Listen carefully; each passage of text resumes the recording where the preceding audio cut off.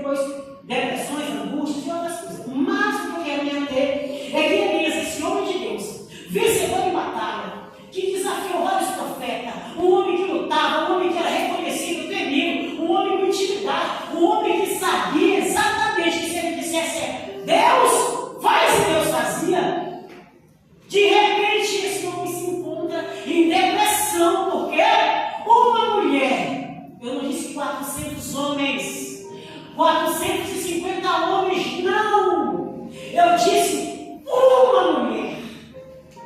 Agora imagina só, eu coloquei de frente para 400 homens, feiticeiros, homens, sabe, com tudo voltado para me destruir, e eu consigo me levantar e dizer, envergonhar, e destruir, matar, e descer fogo do céu e Deus faz mover.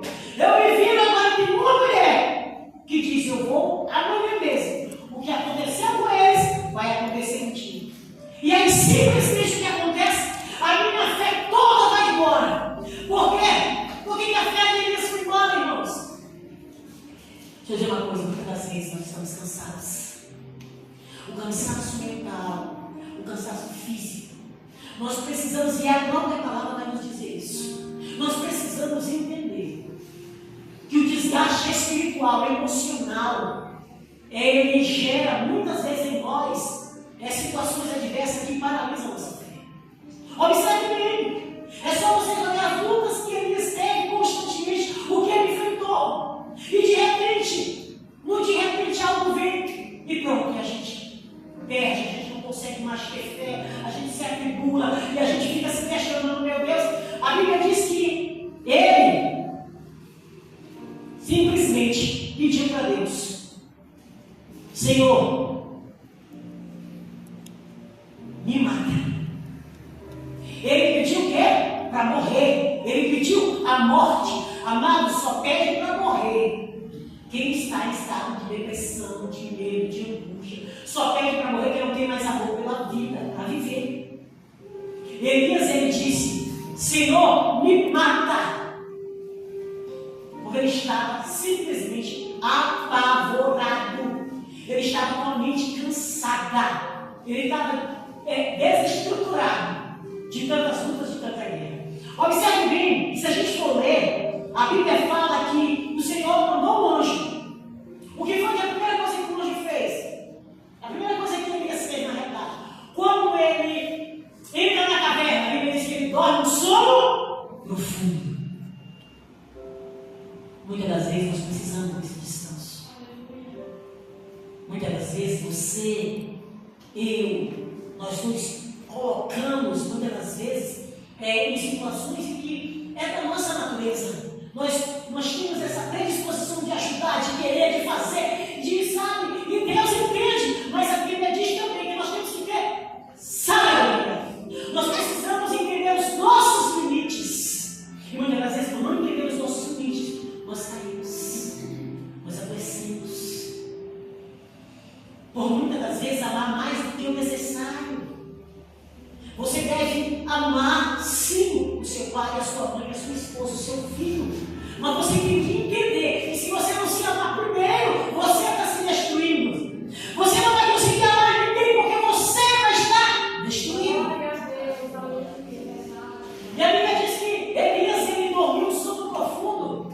Nós ainda estamos em matéria, nós ainda não somos espirituais. Quando nós formos espirituais, somos anjos que não descansam, que não dorme, que ficam todo o tempo. Quando nós estivermos lá no céu de glória, será outra situação. Nós aqui, esse corpo pecaminoso, esse corpo aqui corruptido, nós precisamos de descanso. Elias dormiu um sono profundo. Nós precisamos pedir para Deus, Senhor, eu quero dormir um sono profundo. Eu quero descansar. Eu preciso descansar. Nós precisamos higienizar a nossa mente. Dormir um sono profundo. E nós sabemos que quem está com início de depressão ou com qualquer tipo de problema tem dificuldade de quê? Dormir. De dormir. Observe a situação. Elias não entendeu ali, mas como eu digo sempre para vocês, a caverna, muitas das vezes, não é nós que vamos, Deus nos permite estar na caverna. Muitas das vezes Deus nos coloca em situações para mostrar para a gente que a gente precisa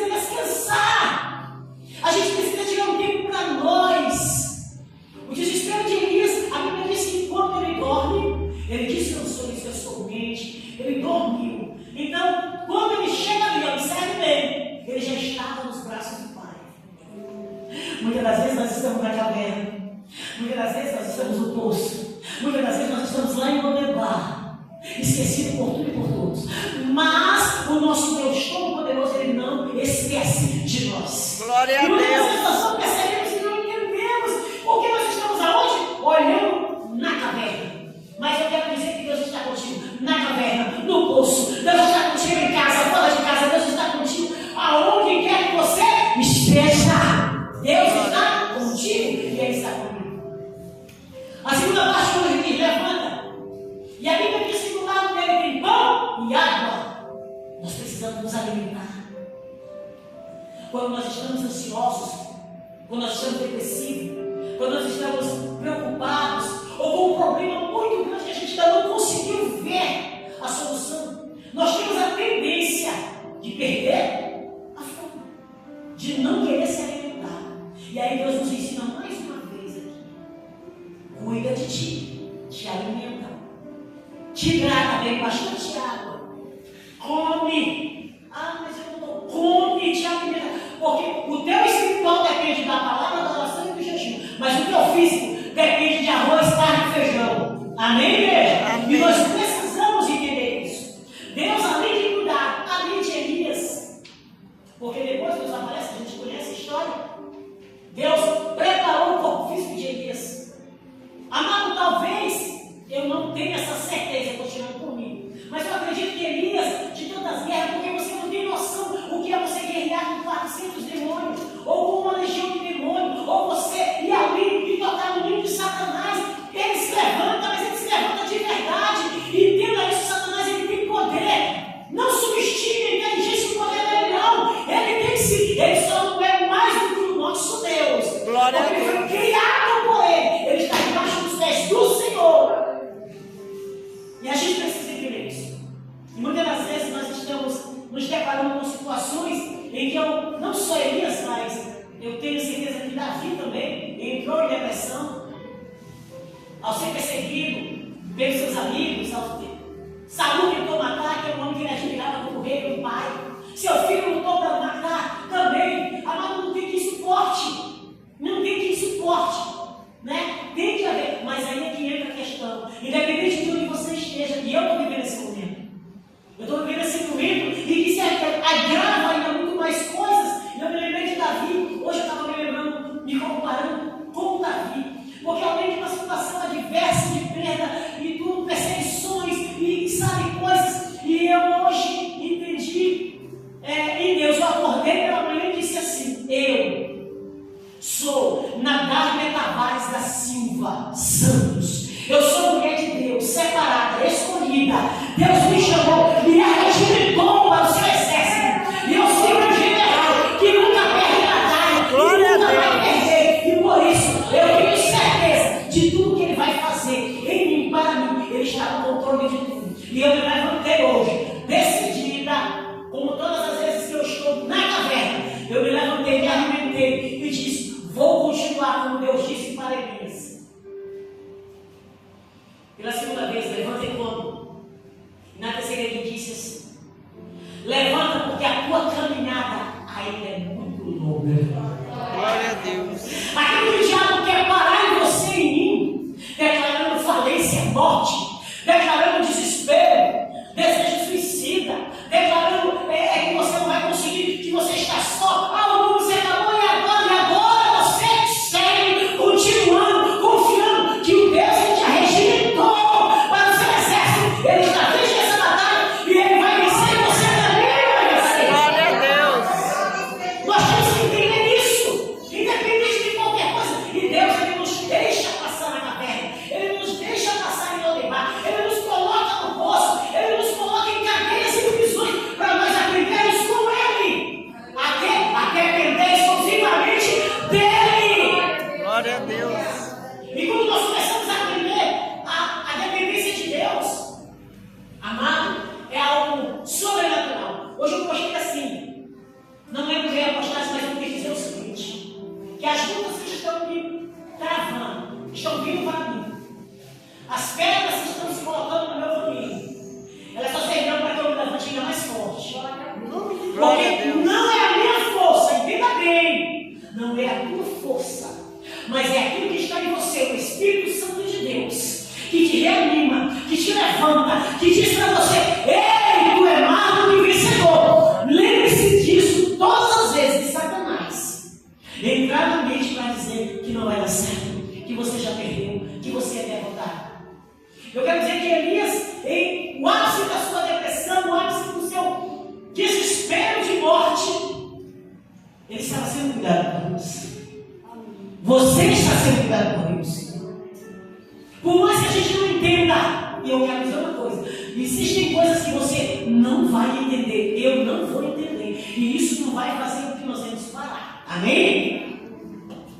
Ninguém entende um homem que vence 450 homens bravamente e corre com medo de uma mulher. A mulher é perigosa. É um negócio sério. Deus nos dotou de uma capacidade muito grande, mas nós temos que ser mulheres usadas por Deus e sábias. Mulheres usadas por Deus e sábias, para que a gente possa adquirir aquilo que Deus tem para nós. E o que eu quero dizer hoje para a igreja com Elias?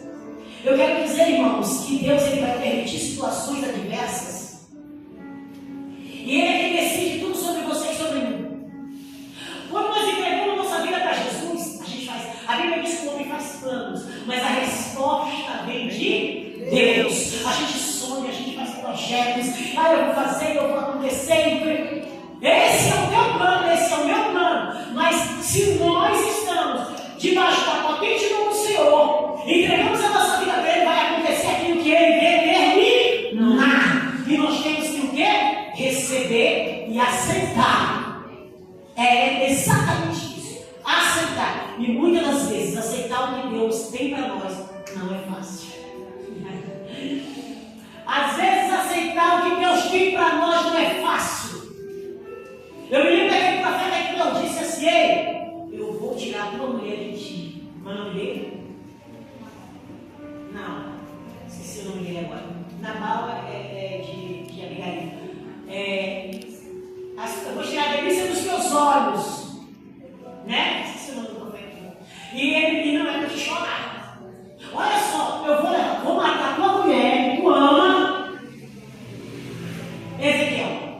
Eu vou matar a mulher que tu ama. Eu vou matar a mulher que tu ama. E tu não vai chorar. Tu não vai prantear. Tu vai lavar teu rosto e vai passar para todo mundo ver. A mulher está morta, a mulher que tu ama, mas vai ter que fazer isso. Sério. É só para quem tem realmente conhecimento e intimidade com Deus, para viver essas coisas. Porque o crente, o homem e a mulher de Deus, eles vão ver coisas sobrenaturais. Isso não é natural. Não é natural você perder alguém que ama e não chorar. Não prantear. Não é natural. Mas Deus chama e Ele diz: é para fazer isso. Sabe por quê?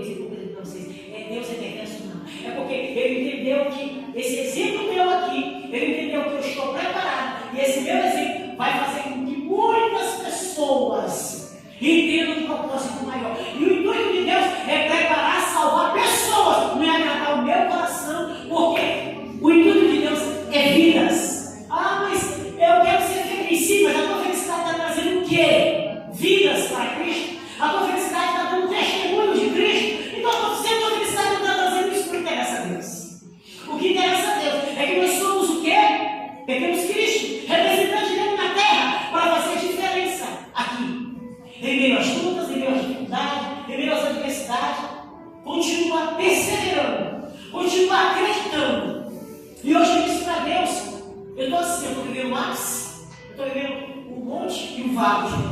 Tem dia que eu estou no vale, tem dia que eu estou no monte, tem dia que eu estou no debate, tem dia que eu saio da caverna, mas eu não desisto. Glória a Deus. Mas eu não desisto. Todas as vezes que Satanás diz assim: agora a gente acabou com ela.